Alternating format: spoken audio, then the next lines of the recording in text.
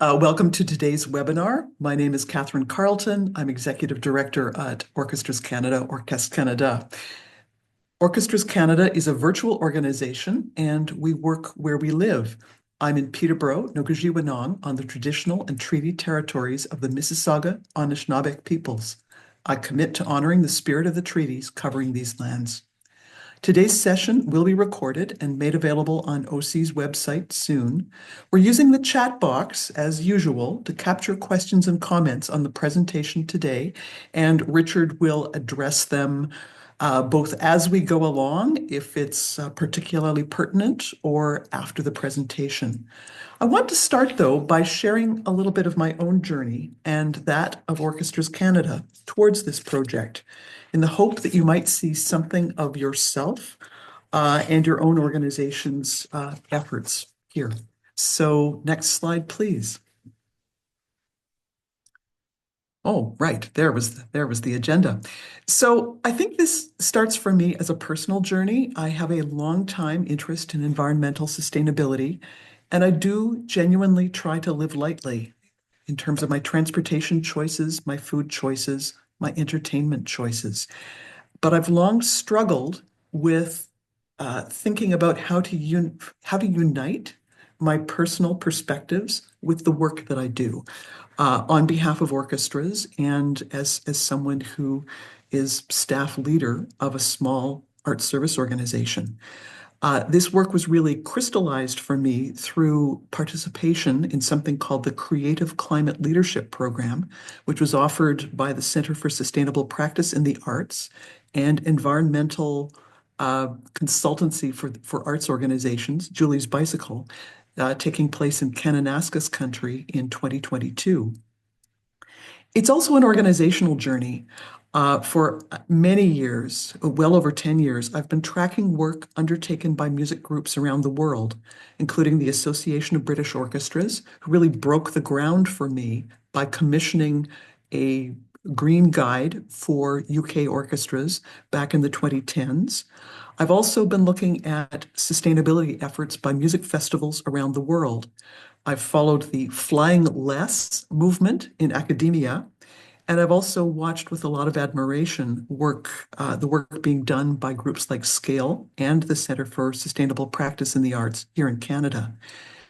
This has had an impact on our organizational choices at Orchestras Canada, most visibly in terms of choices we make around our national conference, which is our biggest carbon footprint event of the year, but also on a day-to-day basis. What are we buying? How are we traveling? How do we communicate with one another? But let's acknowledge there are contradictions and opportunities in this work. I mean, changes by one tiny art service organization are not going to have a major impact. Changes made by one individual orchestra are not going to have a major impact. But I think a belief that I have caused myself to develop over time is that there's a lot of symbolism connected in this work. As well, our powers as conveners and as thought leaders can really have an impact on broader social movements. Some realities: Canada is a big country. We don't have a lot of green infrastructure to make use of, and funders are fickle. There was a lot of noise about Canada declaring a climate emergency back in 2019. Then we got whacked by the pandemic, and all of a sudden we'd forgotten about the climate emergency and we're dealing with other kinds of emergencies. I think the final piece that I have to reflect on is that orchestras are fundamentally imports from another place, that the things that we think about as connoting excellence, the thing that we're all driving towards, is a very European model, very European definitions of what success looks like. And I think the most interesting aspect of this work is reconsidering what success truly looks like in the Canadian context, and what a sustainable Canadian orchestra can look like, and what kind of impact can we have. Finally, our goals for this work. Quite simply, we want to support your work with practical tools that you can use. We want to build your confidence, and we want to increase your comfort in this work, and also expand your vocabulary so that you're comfortable talking about it, and honing your practice with others who are equally committed. So that's my rather personal introduction. I usually don't go that deep. I now want to, with great joy, turn the mic over to Richard Phillips. Richard is a climate change specialist for the music sector at the culture and climate nonprofit Julie's Bicycle. Richard works on sustainability initiatives across the live and recorded sides of the music industry. He's deeply embedded with the sector, working with festivals and venues, labels, and tours. He's motivated by collaborative action on the climate crisis that can unlock the potential of the creative industries to inspire societal change. I will now pass the mic to Richard. Thank you so much. Well, thank you, Catherine. That was a fantastic start and a really wonderful introduction that you've given to me there as well. So thank you for that. And hello to all listening. Catherine's just explained what Julie's Bicycle will do, but just as a quick summary slide, we are a leading nonprofit dedicated to mobilizing climate action in the cultural sector. And as Catherine says, I work across music with all genres, all facets of the industry, from live to recorded. That encapsulates venues and festivals, orchestras such as yourselves, and everyone within the music sector, small and large. So today we're going to go through some climate basics to get everyone up to speed and onto the same page with a common understanding of the climate crisis before going on to the really critical role that orchestras play and the really unique and inspirational role that orchestras can play within climate action. So just to put things in context, first of all, you may have seen this before.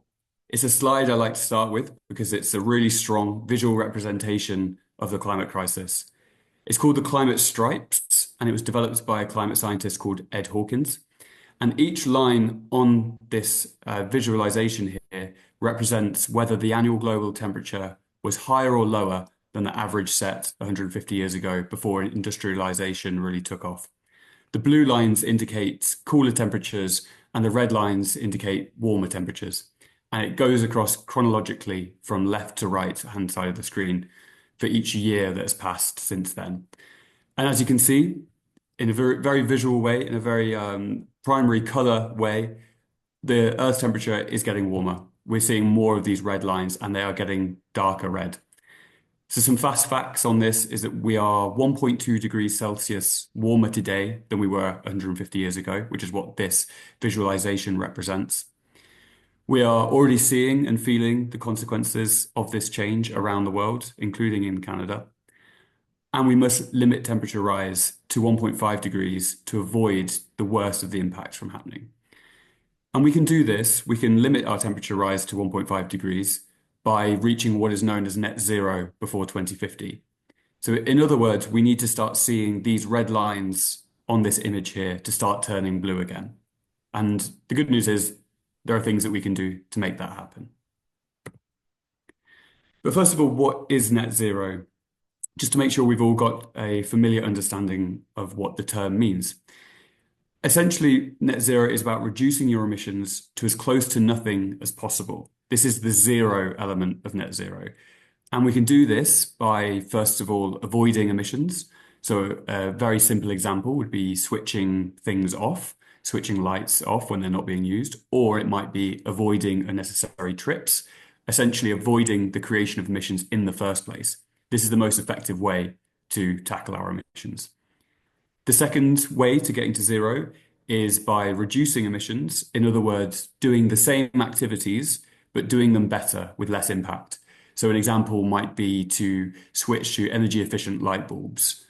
It might, as another example, be taking a more sustainable form of transport. So we're still having an activity which creates emissions, but we're reducing those emissions by choosing the methods. And then the third is about replacing our energy sources. So very simply switching away from fossil fuels and towards renewables. So these are three approaches to getting to the zero part of net zero. The net part of the phrase has generally attracted a bit too much focus. This is about offsetting emissions. In other words, paying for a forest to remain standing to account for the emissions that you've generated. This approach to reducing our emissions should only be reserved once we have actually reduced our emissions as far as possible to zero. So first of all, we need to do all of those things in blue. We need to avoid emissions, reduce emissions, and replace our energy sources, and then only look to the net part of net zero by taking the final remaining emissions that we can't reduce any further out of the atmosphere. So it should be the last resort, not the first choice. I want to highlight climate justice within this introduction as well. This is a really critical concept that Julie's Bicycle are very focused on. Essentially, climate justice is the central idea that any route to environmental sustainability must also create equality for people. There are some key principles that sit behind this. The first is that impacts are currently being felt unequally, and that's both on a global and a local scale. It is often the poorest in society who are on the front lines of climate change and have the least financial resources to adapt to it. The second point is that those contributing least to the emissions, so contributing least to the problem, are very often the ones who are impacted the most. So historically, it is wealthier nations in the global north who have created the vast majority of the emissions. But nations in the global south who have contributed the least historically are being impacted the most. The third key fundamental principle of climate justice is that mitigation and adaptation solutions that we have to the problem are not currently available to everyone. So a really simple example here is something like electric vehicles. Electric vehicles do take us some way to solving the problem of car travel, relying on petrol, but they are expensive and they're only currently viable for wealthier people and wealthier nations. So we need to think of solutions that can be available to all. And then the fourth point is that really, as a society, we need to tackle inequality alongside climate change. And the next slide here, I think, really puts that into context. This shows how the climate crisis is a problem against all levels of sustainable development. So climate change is an education problem, it's an economic problem, it's an energy problem.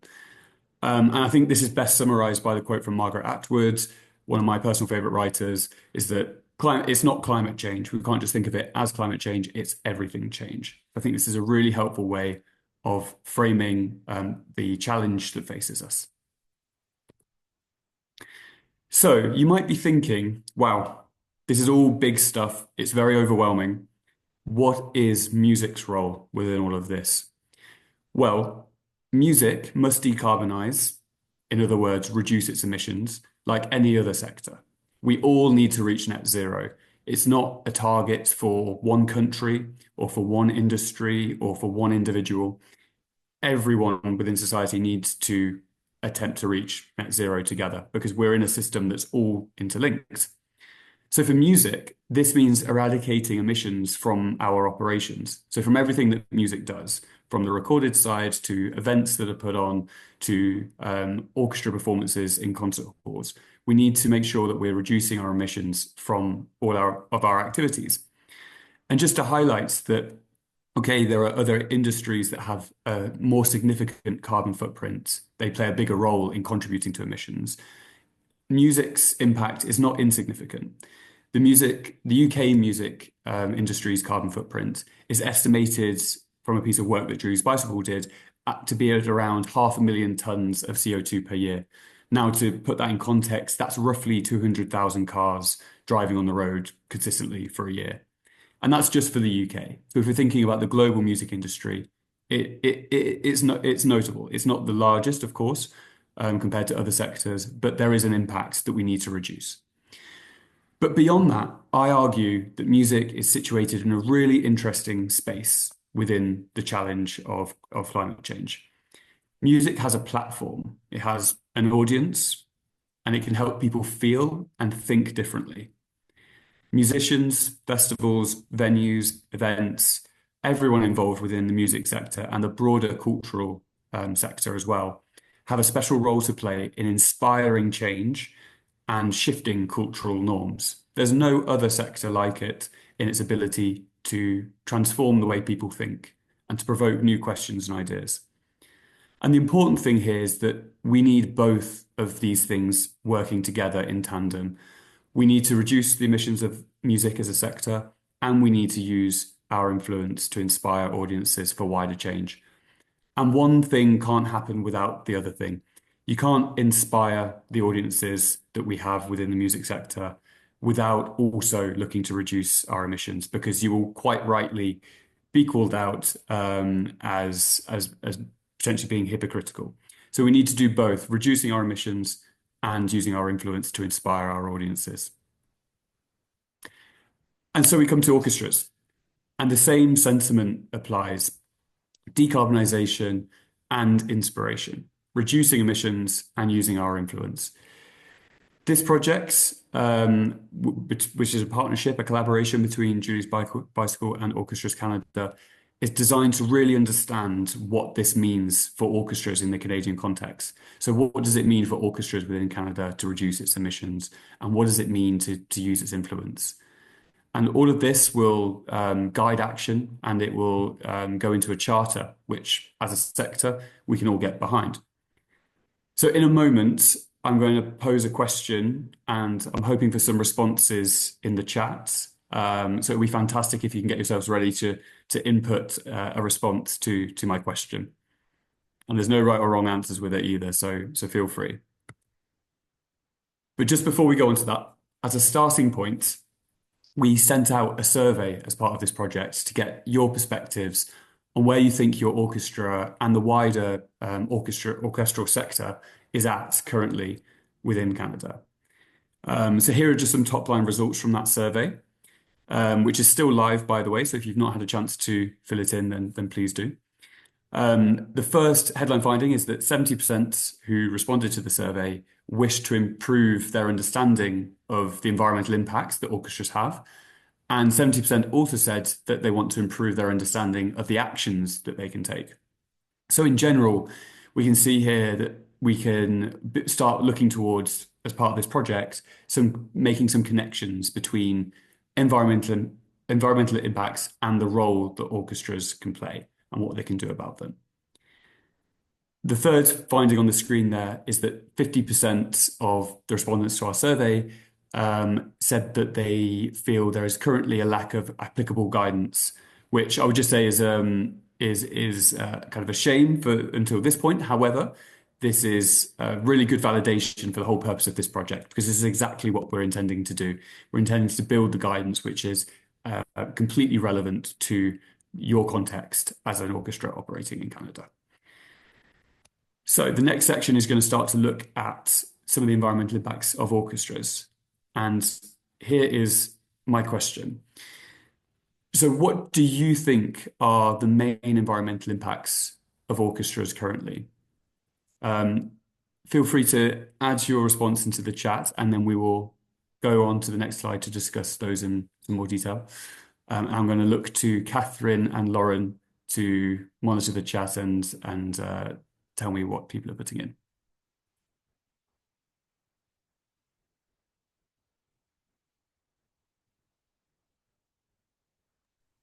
Okay. Travel to and from concert venues, flying in soloists and conductors, audience travel, paper waste and travel, les copies de partitions, so printed music. Another vote for audience member travel, venue energy consumption, and again, audience travel, artist travel. Just Fantastic. give it a moment and see if we have some other, oh, we've got something else coming up here. Definitely paper waste. I agree. Oh, Fantastic. and once again, refreshment waste. Those darn disposable cups our venues require in auditoriums. Okay, next one, digital devices as an alternative to paper. So, uh, and okay, another one, transport des musiciens et musiciennes pour les orchestres en région éloignée. So musician travel, particularly to orchestras based in more distant locations. Excellent. Well, thank you so much. That was a flurry of ideas. Thank you. That was fantastic. And It's interesting that 70% of the survey respondents said that they would like to develop their understanding of environmental impacts because I think that you ticked off nearly all of the crucial ones there. So that's absolutely brilliant. And I thought I would just summarize some of them here.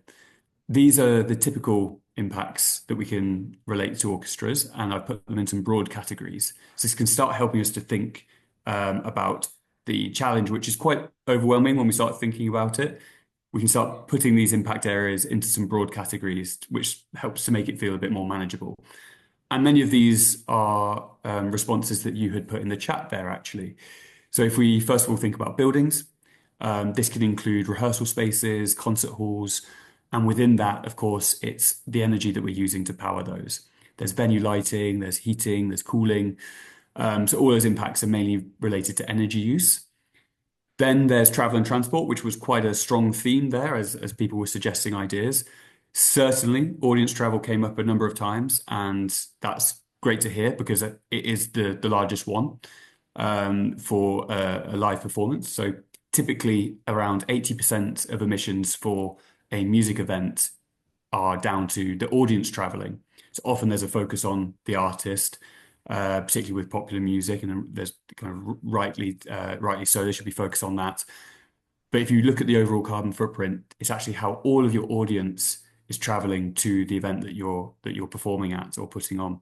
That's the largest area of impact. Of course, that varies depending on whether the performance is in a rural area or an urban area that's better connected to public transport. But in general, it's the largest portion of the carbon footprint. A couple of you mentioned artist travel. You can also think about instrument transport as well. So very often orchestral instruments are transported in refrigerated trucks. They're very heavy trucks. They require lots of power. So that's a consideration. And then there's materials as well as that kind of broader category, which can include food and drink. So the impact of where the food and drink was created, how plant-based it is, etc. Printed materials was mentioned, so that can include programs, sheet music, marketing materials. Although of course some orchestras are moving towards more digital programs. So there's a whole range of impacts here. But I will say, and this is an important point, is that not all orchestras will have the same impacts. Most orchestras don't own their own buildings, and the majority of orchestras in Canada don't tour, which is slightly different to orchestras in Europe. So I want to present to you now a really useful framework for considering which impacts are relevant to you. And this can help you to really specify and target the environmental impacts that you can actually do something about. So again, it's helping to break down this overwhelming challenge into something more manageable. So here is a simple diagram, which is about your sphere of influence as an orchestra. So the fundamental premise here, the idea is that you can't control all of the environmental impacts that might be related to you, whether directly or indirectly. You will always have different levels of control or influence to be able to do something about it.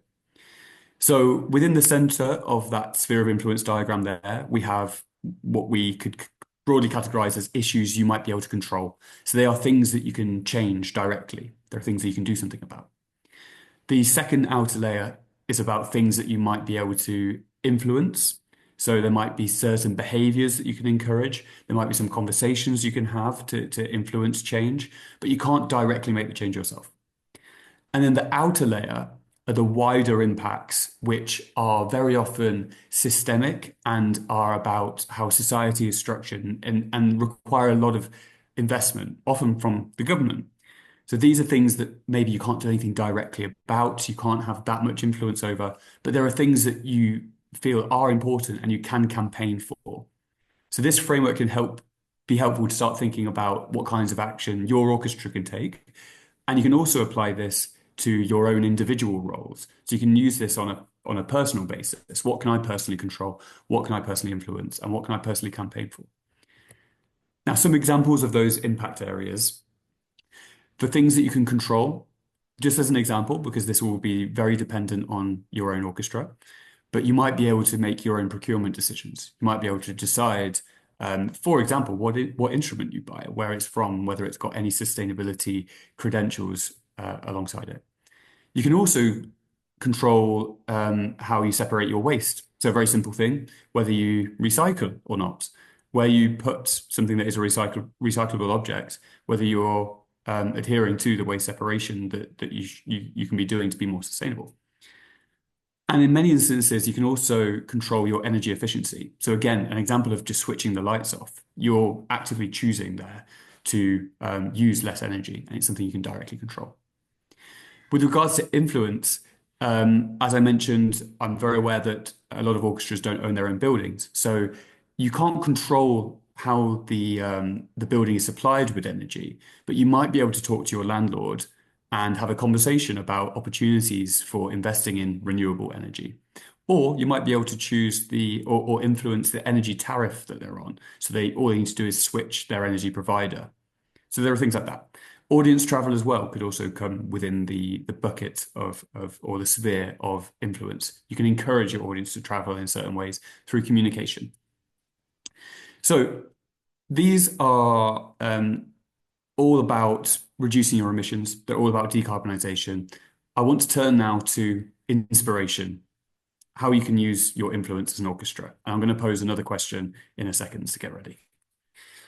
Well, first of all, from the survey, the vast majority of you said that you agree that orchestras can have a positive influence by influencing behavior change. So you can see there, orchestras can have a positive impact on environmental issues by influencing behavior change at audiences. Well over half of you said you either agree or strongly agree.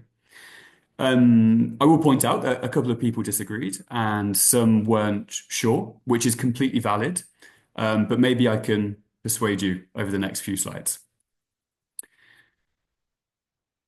First of all, the question, and then I'll come to present some ideas that I have. How do you think orchestras might be able to use their influence for environmental action? So the same process as before, slightly harder question, and there's no right or wrong, and I'll let you enter your response into the chat.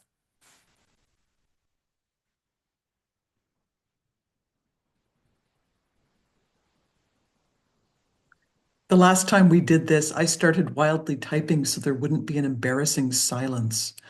But I might have to go off screen and start wildly typing again as This people. this one is Oh, indeed more of a thinker. okay. No, I've got a couple that are in the chat already.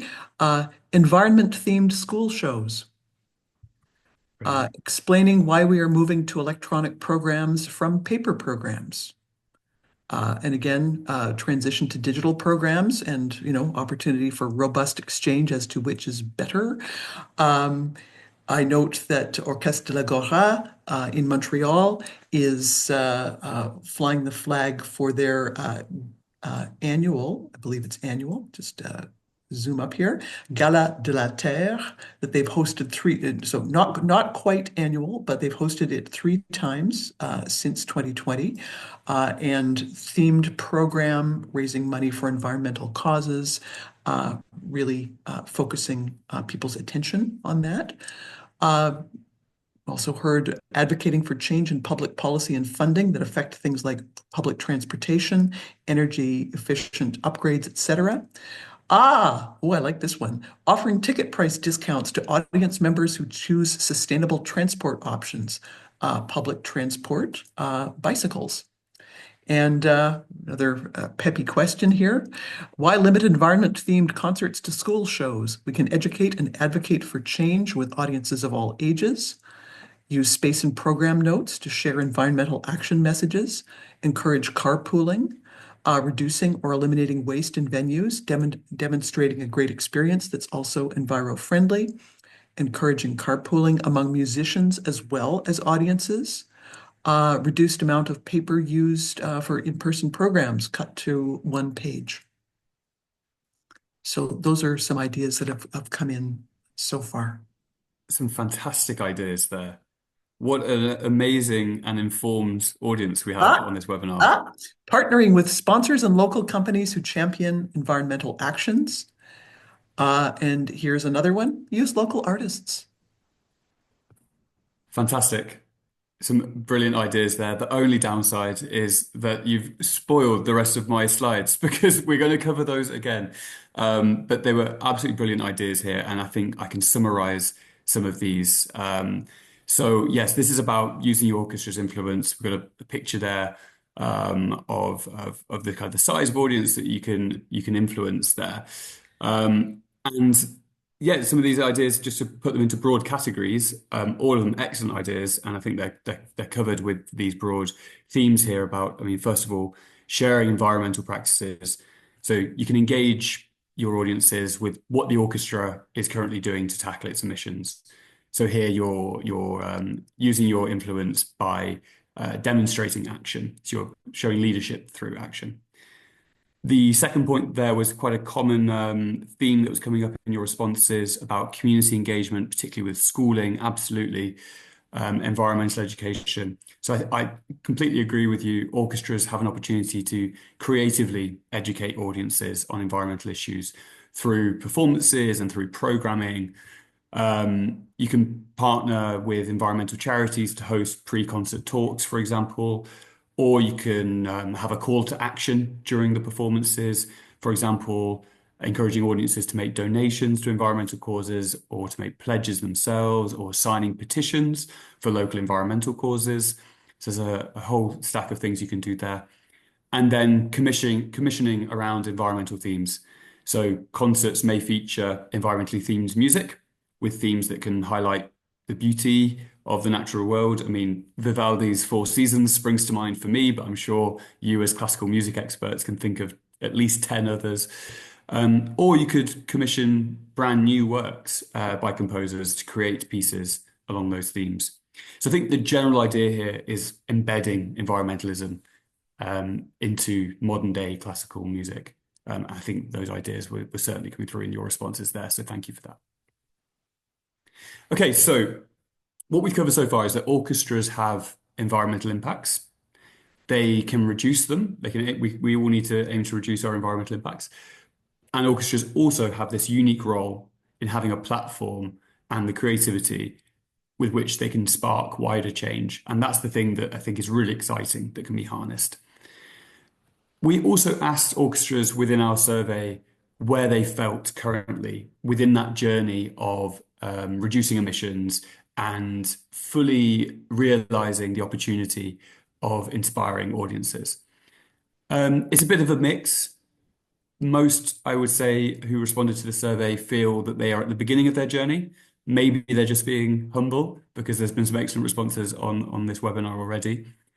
And those that have taken action, so towards the right-hand side of the screen, are the orchestras that feel they are taking more action. It was generally actions around waste and recycling materials and using energy efficient equipment and choosing green suppliers. They were the main actions that orchestras who have taken some action so far say that they have done. So there's plenty that we can work on. And there's no better time to get going than now. So I want to spend a little bit of time now on why orchestras should take action. So until now on this webinar, we've been talking about the environmental impacts of orchestras. We know that they can take action, but why should they? Money is tight. There are competing pressures. Performing ensembles need funds. The case for environmental action can be challenged within that context. Well, I want to put to you that the case for environmental action isn't just about ethics. It's not just the right thing to do. It actually brings tangible benefits that support the financial health of organizations. And that's true for any sector, and it's true for orchestras. So I've got a few points here that I'll run through that illuminate this point. The first is that environmental action helps to save costs. And it helps to save costs through efficiencies. Efficiencies always reduce costs. That's the purpose of efficiencies.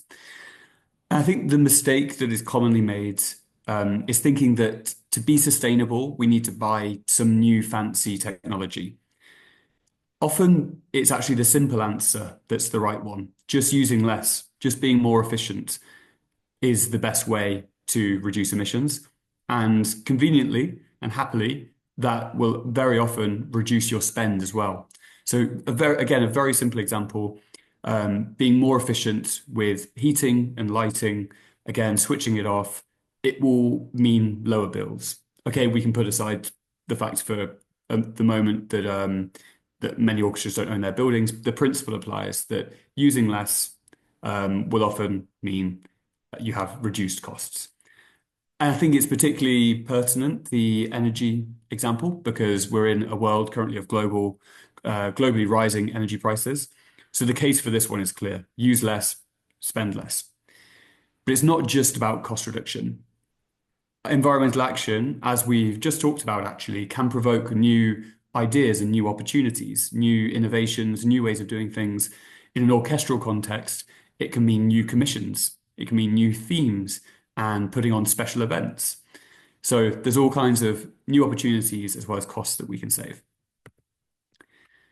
The second is related to reputation, so attracting employees and audiences. Employees and audiences are increasingly wanting to see that organizations are showing that they are taking steps to reduce their environmental impact. A poll in 2024 found that 75%, around about 75% of Canadians said that they were worried about climate change. And it's younger Canadians in particular that are more concerned about it than older Canadians in general, which is extremely relevant as the future generation of concert goers and the future generation of employees as well. So within that context, taking action as an orchestra helps to appeal to those audiences, particularly audiences of the future and the employees.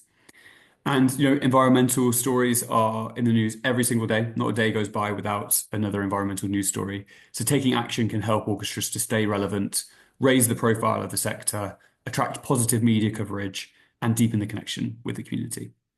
And it was very interesting to see actually in the survey responses to our survey that 40% of you have said that you've received questions from your staff about actions that the orchestra is taking to minimize its impact.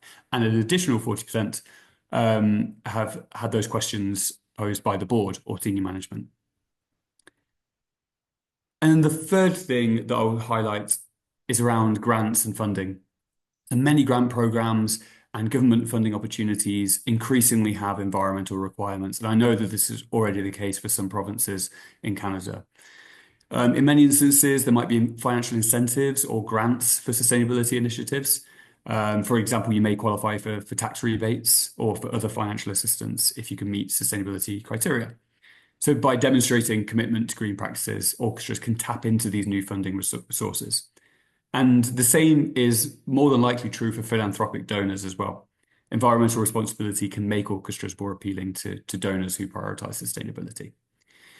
So I think there's three, I could go on, but there are three really key things there about why environmental action can help build long-term financial resilience for orchestras.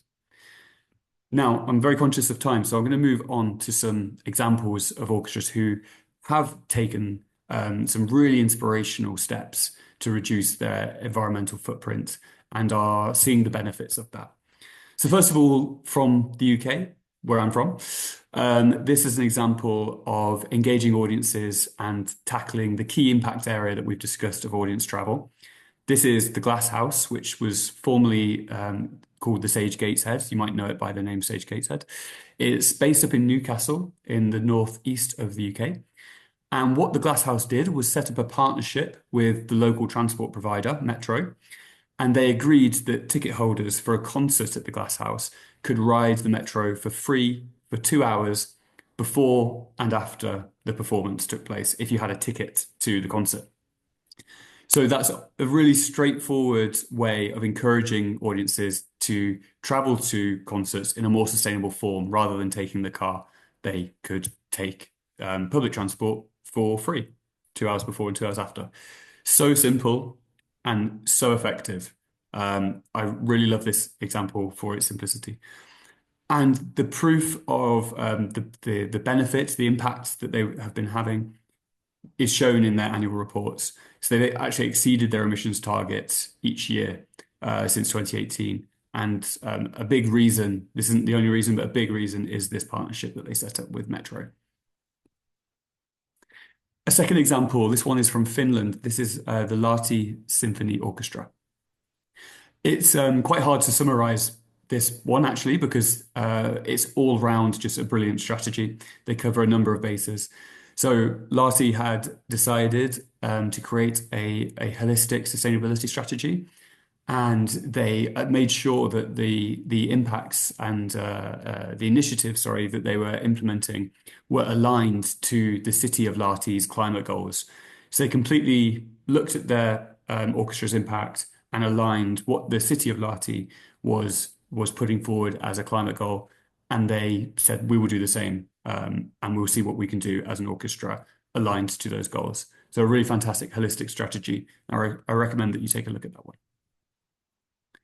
And now I would spotlight a few examples from Canada, and this has already been mentioned in the chat already. But Orchestra de l'Agora, apologies for the pronunciation, have, yes, hosted the Earth Gala, which was mentioned every 2 years to raise awareness of environmental issues among the public and among artists. And amazingly, this has raised over half a million Canadian dollars for organizations committed to this mission. So it's just an absolutely brilliant example of an orchestra having a positive impact. And there's a whole range of other things that I could mention here. I will just spotlight that in the survey response that this orchestra provided for us, it came through really strongly that plant-based food is an issue that the orchestra cares deeply about and has a commitment to plant-based food. Sinfonia Toronto, I have added as well as an example from the context of Canada. Again, a whole range of things that I can mention. I will say that there's a brilliant environmental policy that they've created, which includes an environmental mission statement, which says, as an orchestra, this is how we see our role within the climate crisis and the environmental action that we're going to take. There's a whole range of things that are included within that policy. One thing that was mentioned earlier on, which I've spotlighted here as well, are about switching to digital editions of multi-page concert programs and recital papers as well. So the switch to digitization to reduce paper waste there. So to finish off this presentation before we go into a Q&A, we are hoping with this project, so I'm just going to return us to this kind of broader project. We are creating a Green Orchestras Guide and Charter, which is specific to Canada. So we're really hoping to understand even more of the excellent work that's being undertaken by orchestras across the 10 provinces of Canada and bring this together into a guide and a charter. This follows on from some work that was created some time ago now in 2010. There was an orchestra's Green Guide and Charter, which was created by Julie's Bicycle alongside British orchestras and Orchestras Live. But what this project is doing is renewing this and making it specific to the context of orchestras within Canada. So this will take into account things like Canadian travel and transport. We want to feature an array of case studies from all of the brilliant orchestras within Canada and bring in new sections which are fit for 2025 and beyond. So through this, we're not just publishing a guide and charter and leaving it there. We really hope that this will be the start of something. We hope that this will build awareness of the environmental action that orchestras can take. We want to galvanize some collective action behind a co-created and sector-wide ambition for all types of orchestra, big and small, and in different geographical contexts. And we want to strengthen the resilience of the sector as a whole, so all of that financial resilience that I talked about just a moment ago. And just to give you an overview of the timelines of this project, we've already begun in earnest. We will have a whole number of different engagements with orchestras throughout the project, mainly happening in April next month, but also into May as well. And that engagement will include the sector-wide survey, which is still live. Also some peer meetings with small, medium, and major-sized orchestras, as well as some one-to-one interviews as well to get some deep perspectives really on where you see the role of orchestras and the role orchestras can play and what you want to see within the Guide and Charter. We will also have a webinar series. This is the first of 3 free webinars. So look out for the next webinars in April and May. We'll publish the dates of those soon. And we will aim to publish the guide and the charter around mid-June. And then it's ready to be picked up and used. So the next steps, and this is my final slide before I open it up to questions. Some immediate next steps for all of you on this call. Thank you so much for responding on the chat. If you have a chance to respond to the survey and you haven't done so already, we'll keep it open for another week or two. So please respond to the survey to submit your views. Look out for future webinars, as I say, to skill up in different areas, and we'll have real deep dives on particular topics for those webinars. And longer term, make sure to keep an eye out for the charter and use the guide when it's launched. And just finally, before I open to questions, I would like to end with something here, which is just to have a think about maybe in the next 10 minutes that we've still got together, just have a think about one thing that you could do now as a step towards your orchestra's improved environmental action. So have a think about what theme or what challenge are you interested in exploring. And the step can be something as small as one meeting or one conversation you can have that will be just one step forward to improving the environmental impact of your orchestra. So thank you very much for listening, and I will open it up now to questions. Okay, so thank you very much, Richard, for that presentation, and thanks to everyone for your thoughtful interventions in the chat.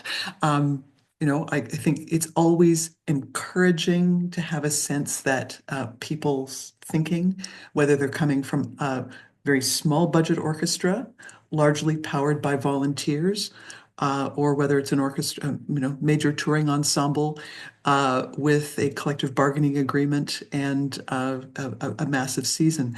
So just to iterate again, we've got some time for questions and comments in the chat. We're more than happy to respond. Richard has the expertise, and just sort of throwing that one out there. I note from Leanne, our concerts are often themed, so I like the idea of an environment-themed concert. I'll just draw your attention to a little bit of the exchange in the chat. The Earth Day website does have some tips and thoughts for performing arts organizations interested in exploring their role in environmental sustainability. And our friends at Orchestra Gora shared some repertoire as well. So just something to ponder there in terms of resources that you might potentially turn to if you're looking at presenting some kind of themed program. We're getting some smiles and emojis in the chat. Couple of acknowledgements just while I'm waiting for messages to be typed in the chat. I do want to acknowledge with gratitude the support of the Canada Council for the Arts, who made our work with Julie's Bicycle possible. I also want to thank what was called the Department of Canadian Heritage and is now called the Department of Culture, Canadian Identity and National Parks for their support for the provision of dual language services, including simultaneous interpretation for webinars, translation of slides and materials, and ultimately, of course, when we develop the guide and the charter, those will be equally available in both official languages. Finally, in terms of acknowledgements and thanks, I want to name the members of the steering committee who've agreed to step forward and represent the interests of Canadian orchestras in our work with Julie's Bicycle between now and the summer. They are Rich Coburn of BIPOC Voices. Why can't I read? Marcus Goddard, musician and trumpet player and composer with the Vancouver Symphony Orchestra, Riley Dupuis from the Thunder Bay Symphony Orchestra, and Simon Ouellet, who is up until early April with the Orchestre Symphonique de Laval. But plenty of time for input from folks from across the sector. So, Richard, we've either answered all of the questions that might conceivably come up, or we've given people so much to ponder that they want to go away again and do some thinking. So I think we can acknowledge that giving people 5 or 6 or 7 or 8 minutes back in their day could indeed be a service and roll on from there. What we, the team at Orchestras Canada, commit to you is that this work is intended to be useful and practical. It is intended to reflect what orchestras need, and we understand that our members are highly diverse in their operations. And in thinking, going back to Richard's slide about sort of circles of influence, circles of control, that sometimes it feels as though you control very little, but you can have immense influence. So I think, you know, I'm really inspired, for example, by some of the other work that's going on in the UK, led by an organization called Making Music, which supports amateur music makers. And they have a pretty keen eco-sustainability movement going on there too. So I think there's action here that's accessible to orchestras of all sizes, and we want to make this work for you. So I think we're getting some thanks and some smiles. Uh, I think we're done. So I just want to celebrate, along with the rest of you, the fact that spring is coming and that we're moving forward. So thanks, everyone. Thanks to Richard. Really pertinent, great kickoff. And I look forward to our continued work together. And I look forward to sharing with folks as we move along. Thank you, everyone. Have a great day. Finish that survey if you haven't done it already. And we look forward to supporting your work moving forward. Thanks so much. Have a wonderful day. Thank you all.